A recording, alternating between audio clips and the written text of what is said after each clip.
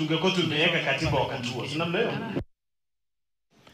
Na raia watatu wa kigeni na mmoja Mkenya wamepigwa faini ya shilingi milioni 1 kila mmoja wao au kifungo cha mwaka mmoja gerezani kwa kosa la ulanguzi wa wadudu aina ya siafu katika hukumu ambayo iliyotolewa na hakimu wa mahakama uwanja wa ndege wa JKIA Njeri Thuku mapema hii leo.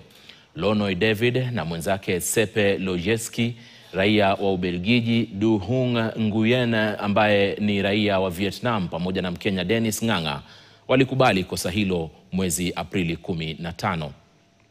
Pets has experienced significant growth driven by increasing interest in entomology, educational purposes, and the appeal of unique and low maintenance pets. In regions such as Europe, Asia, and parts of North America, ants are sold through specialized retailers and online platforms, with prices varying on species and colony size. Lonoy and Sepe are sentenced to pay a fine of 1 million each. Do and Dennis are sentenced to pay a fine of 1 million shillings each. In default, they will serve 12 months in prison. They have 14 days right of appeal. The return of the exhibit, sit down. Upon payment of the fine or completion of the prison term, whichever comes first. Na hali ya simanzi ilitanda katika kijiji cha Kamondo, kaunti ya Kiambu.